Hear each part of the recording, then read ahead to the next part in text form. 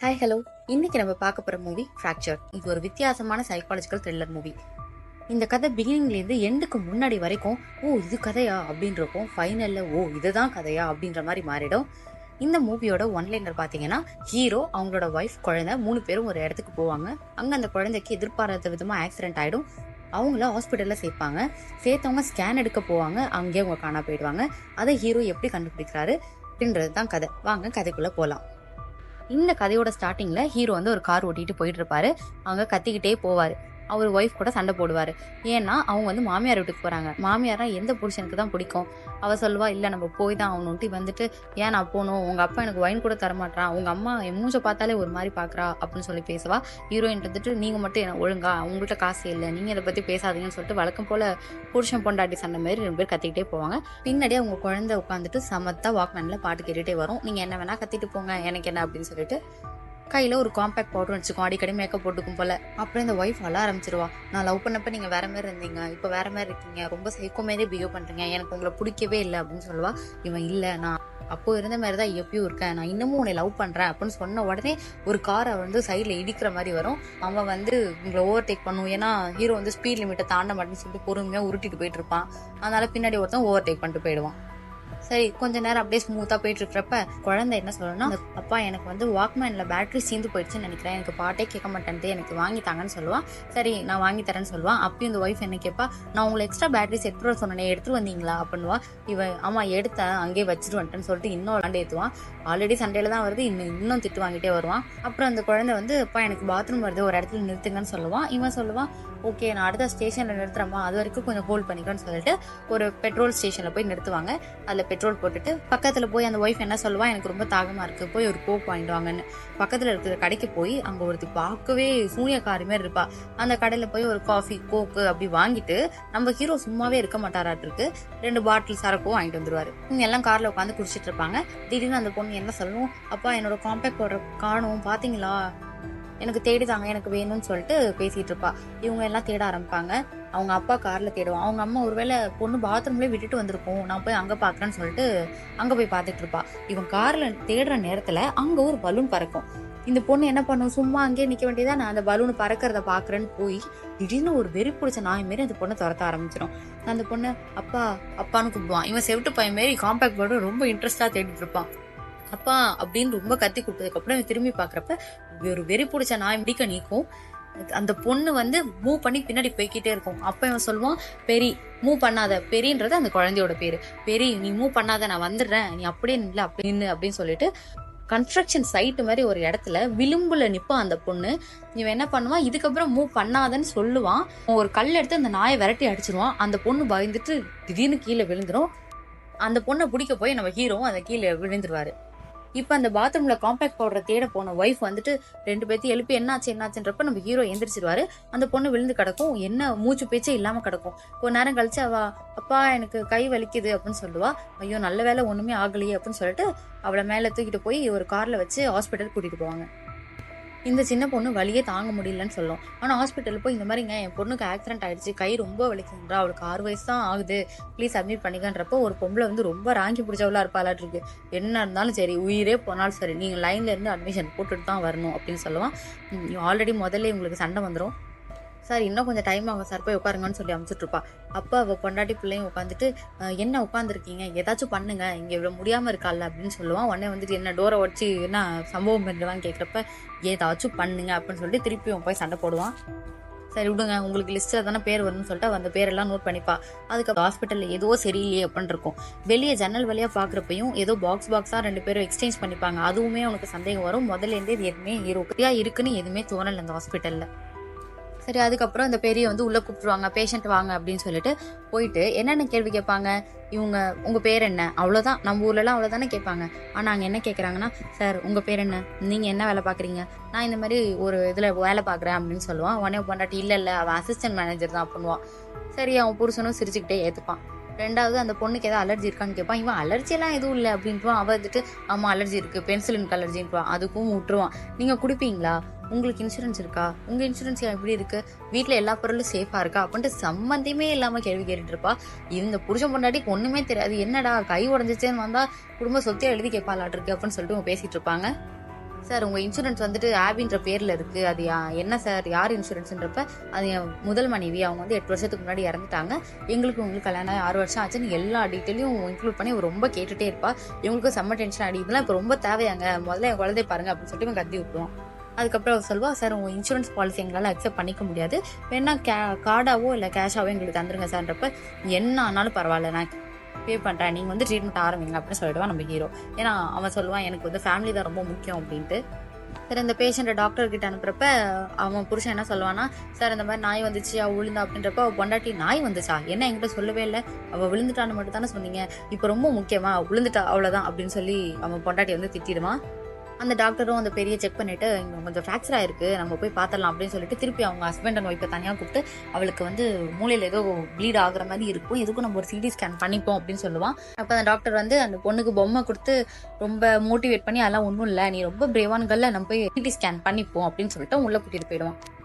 அப்போ அந்த டாக்டர் வந்துட்டு ஒருத்தங்க தான் உள்ளே வர முடியும், நீங்கள் வேணால் வெளியே இருங்க அப்படின்னு சொல்லுவான். உடனே வந்துட்டு நான் வெளியே இருக்கேன் நீங்கள் போய் போங்கன்னு சொல்லிட்டு 2 பேரும் போவாங்க. அதாவது பெரியும் அந்த ஒய்ஃபும் ஒரு லிஃப்ட்ல ஏறி போவாங்க. லிஃப்ட் வந்து கீழே போகும். இவன் வந்து பாய் அப்படின்னு சொல்லுவான். அவங்கள லிஃப்ட்ல அமுச்சு விட்டுட்டு ஹீரோவுக்கு வந்து ரொம்ப நேரம் டிராவல் பண்ணி வந்ததுனால அசதியா இருக்கும். அதனால ஹாஸ்பிட்டல்லே ஒரு சேர்ல உட்காந்து தூங்கிடுவான். ரொம்ப நேரம் தூங்கிடுவான். அவன் எந்திரிச்சு பாக்குறப்ப அந்த டைமே ஈவினிங்கா இருக்கும். இவன் போய் ரிசப்ஷன்ல வந்து கேட்பான், என்னங்க இவ்வளவு நேரம் ஆச்சு, ஒரு ஸ்கேன் பண்ண இவ்வளவு நேரமா, என் பொண்ணு எங்க அப்படின்னு கேட்கறப்ப பேர் என்ன அப்படி இப்படின்னு கேட்டுட்டு இவன் சரி நான் செக் பண்றேன் நீங்க போய் உட்காருங்கன்னு சொல்லுவான். இவனுக்கு ஏதோ டவுட்டாவே இருக்கும், ஏன்னா ஒரு ஸ்கேன் பண்ண இவ்வளவு நேரம் ஆகாதுன்னு சொல்லிட்டு ஒரு சேர்ல வந்து உட்காந்துப்பான். அப்போ பக்கத்துல இருந்த வாய் வச்சுட்டு சும்மா இல்லாம, ஏங்க இவ்வளவு நேரம் வெயிட் பண்றீங்க, நானும் இப்படிதாங்க என் புருஷனை காலையில கொண்டு வந்து சேர்த்தேன், இப்ப நைட்டு சோத்துக்கே டைம் ஆயிடுச்சு, ஆனா இன்னும் என் புருஷன் அவங்க வெளியே விடவே இல்லை, என்ன ஹாஸ்பிட்டலோ அப்படின்னதும் இவனுக்கு செம்ம டென்ஷன் ஆயிடும்.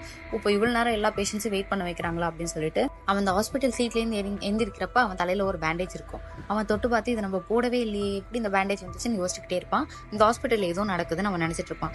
திருப்பி அந்த பொம்பளை சொன்னு செம்ம காலை ரிசப்ஷனுக்கு போய் இந்த பொண்ணு பேரு பெரியமொன்றோ தேடுங்க அப்படின்னு சொல்லுவான். அவளும் வந்துட்டு இல்லைங்க ஸ்பெல்லிங் மிஸ்டேக்கா கரெக்டா சொல்றீங்களா, இந்த பேர்ல ஒரு பொண்ணே இங்க அட்மிட்டே ஆகல அப்படின்னு. ஹீரோக்கு ஒண்ணுமே புரியாது, நம்ம தானே ஆக்சிடென்ட் சைட்லயும் தூக்கிட்டு வந்தோம் எப்படி இது அப்படின்னு சொல்லிட்டு, சரி இன்சூரன்ஸ் எடுத்திருப்பீங்களா அந்த ஃபார்மை காட்டுங்கன்னு சொல்றப்ப இன்சூரன்ஸ் அக்செப்ட் பண்ண மாட்டேன்றீங்க, நான் கார்டா தான் பே பண்ணேன் அப்படின்னு சொல்லிட்டு ஹீரோ சொல்ல ரிசப்ஷன்ல இருக்கிறவங்களுக்கும் ஹீரோவுக்கும் செம்ம தகராறு ஆயிடும். சரி சிடி ஸ்கேன் எடுக்க தானே கூட்டு பண்ணீங்க, அங்கே எல்லா டீட்டெயில்ஸும் தெரியல, அங்கேனாச்சும் போய் செக் பண்ணுங்க அப்படின்னு சொல்கிறப்ப அந்த ஸ்கேன் ரிப்போர்ட்லாம் பார்க்குறப்ப அங்கே இன்னைக்கு ஸ்கேன் யாருமே பண்ணியிருக்க மாட்டாங்க, ஒரே ஒரு விமன் மட்டும் தான் பண்ணியிருப்பாங்க. அதுவும் வந்து அவங்க வயசு 62 அப்படின்னு சொல்லவும் ஹீரோ வந்துட்டு இந்த ஹாஸ்பிட்டலில் தான் நீங்கள் ஏதோ பண்ணியிருக்கீங்கன்னு சொல்லிட்டு 2 பேருக்கும் சண்டை வரும். அப்போ அங்கே ஒரு நர்ஸ் இருப்பாங்க.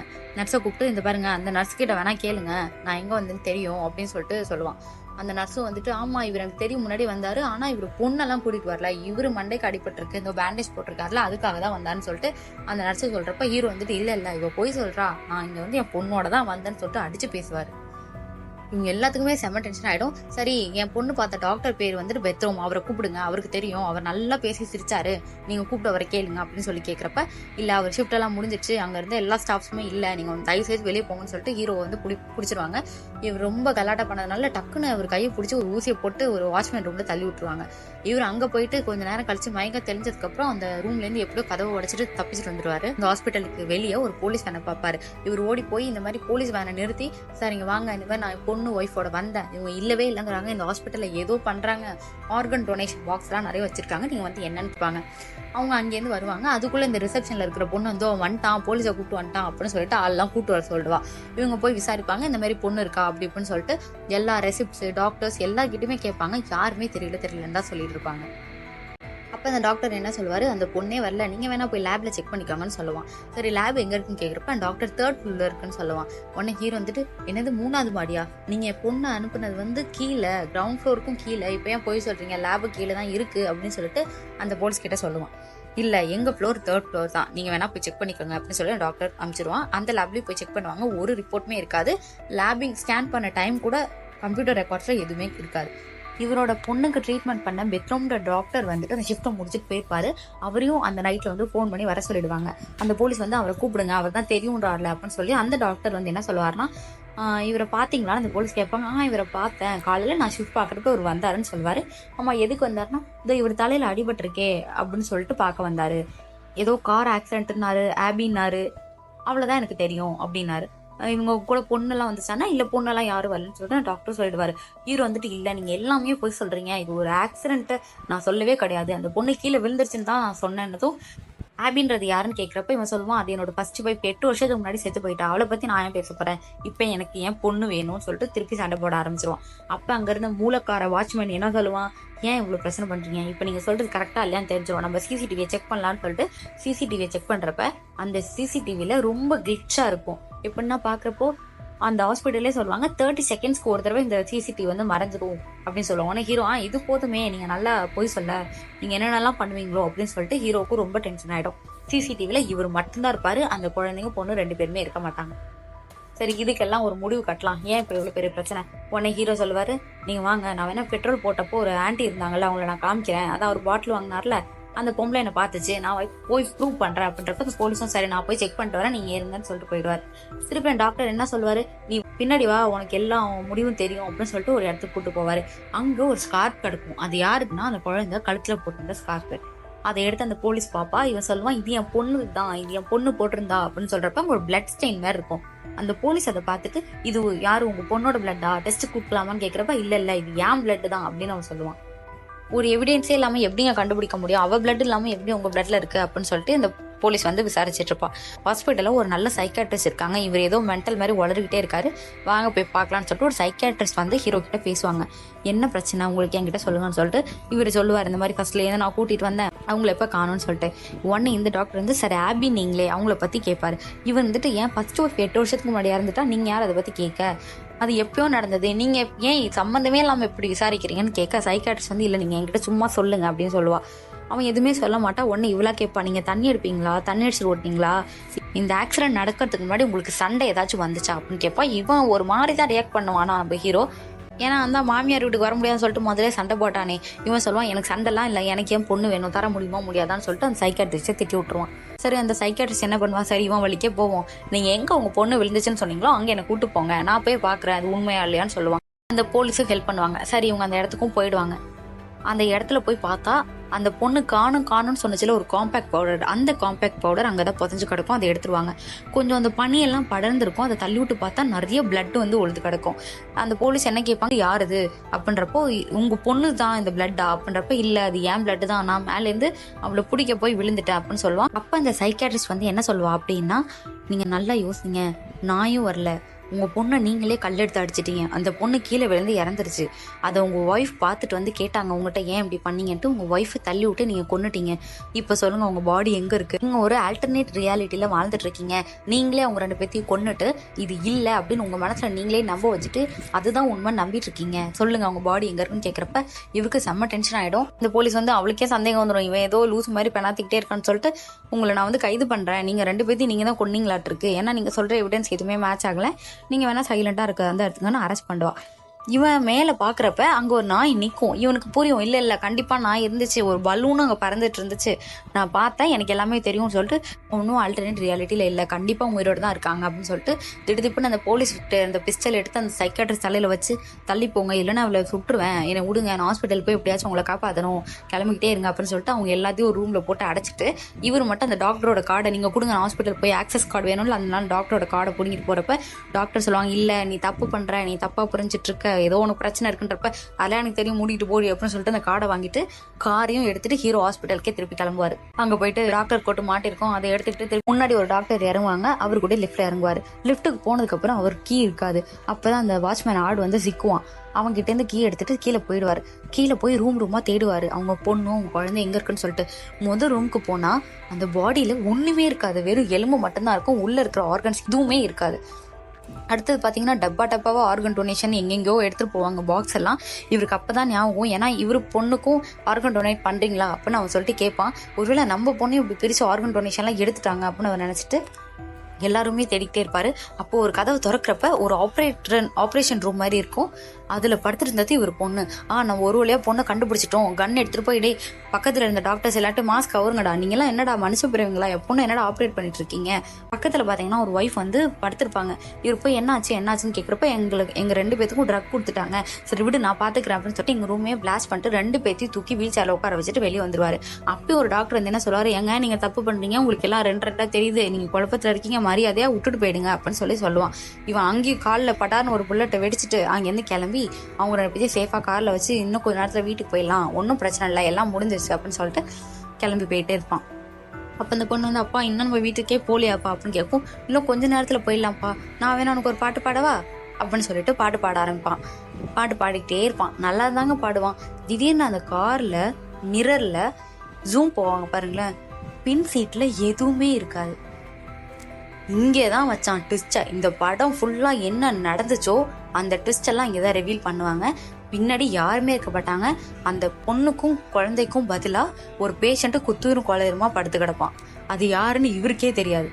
யாரோ ஒரு பாடியை இவங்க ஒய்ஃபு பொண்ணு நினச்சிட்டு அவர் அங்கேருந்து தூக்கிட்டு வந்திருக்காரு. இப்போதாங்க இந்த கதையில என்ன நடந்துச்சுன்னே புரியும். ஆக்சுவலா அந்த சைக்காட்ரி சொன்னது எல்லாமே உண்மை. இவங்க ஃபர்ஸ்ட் சீன்லேயே இவர் மனைவியும் அந்த குழந்தையும் அவர் கொண்டிருக்காரு. அந்த இடத்துல கல்லெடுத்து அடிச்சிருக்காரு. அந்த பொண்ணு கீழே விழுந்துருக்கு. கேட்ட ஒய்ஃபை தள்ளி விட்டுருக்காரு. அப்பவே ஒரு மனசு வந்து அதை ஏற்க மறுத்துட்டு நம்ம பொண்ணை நம்ம கொள்ளலை, நம்ம ஹாஸ்பிட்டல் அட்மிட் பண்றோம்னு ஒரு ஆல்டர்னேட் ரியாலிட்டியில தான் அவர் இருந்திருக்காரு. அவர் ஹாஸ்பிட்டல் வந்தது சேர்த்தது எல்லாமே அவரோட மனசுல இருந்த நினைப்பு மட்டும்தான். இவர் மட்டும்தான் வந்திருக்காரு, இவர் மட்டும்தான் ட்ரீட்மெண்ட் எடுத்திருக்காரு. ஆனா அவர் மனசுல வேற எதுவும் நினைச்சிட்டு இருந்திருக்காரு. இதுதான் ஆக்சுவலா நடந்திருக்கு. இது அந்த மூவியோட கடைசியில தான் சொல்லுவாங்க. அது மட்டும் இல்ல, கடைசியில பாத்தீங்கன்னா அந்த பாடியை காமிச்சிட்டு அதுக்கு பின்னாடியே பாத்தீங்கன்னா ஒரு ஒய்ஃபோட பாடியும் பொண்ணோட பாடியும் இருக்குங்க. நேரம் கார்லயே அந்த பாடியை வச்சுட்டு ஊர் முழுக்க நான் என் பொண்ணு ஹாஸ்பிட்டல்ல சேர்த்திருக்கேன்னு வளர்த்திட்டே வருவாரு. இந்த ஸ்டோரி வந்து கண்டிப்பா எல்லாருக்கும் ஒரு பெரிய ட்விஸ்டா இருக்கும். ஏன்னா இதை யாருமே எக்ஸ்பெக்ட் பண்ணிருக்க மாட்டாங்க. அந்த லெவல்ல ஹீரோ வந்துட்டு உண்மையாவே நடிச்சிருப்பாரு. நம்மளே நம்பிடுவோம், இந்த ஹாஸ்பிட்டல்லாம் தான் ஏதோ பிரச்சனை இருக்கு, ஐயோ ஹாஸ்பிட்டல் ஏதோ பண்றாங்க, கிட்னி திருடுறாங்க, அப்படி இப்படி நம்மளே ஒரு ஸ்டோரி எழுதுறோம். அந்த அளவுக்கு தத்ரூபமா கொண்டு போயிருப்பாங்க. கடைசியா தான் இந்த சஸ்பென்ஸை ஓபன் பண்ணிருக்காங்க. இந்த படம் எப்படி இருந்துச்சுன்னு கீழே கமெண்ட் பண்ணுங்க. நெக்ஸ்ட் வீடியோல பார்க்கலாம்.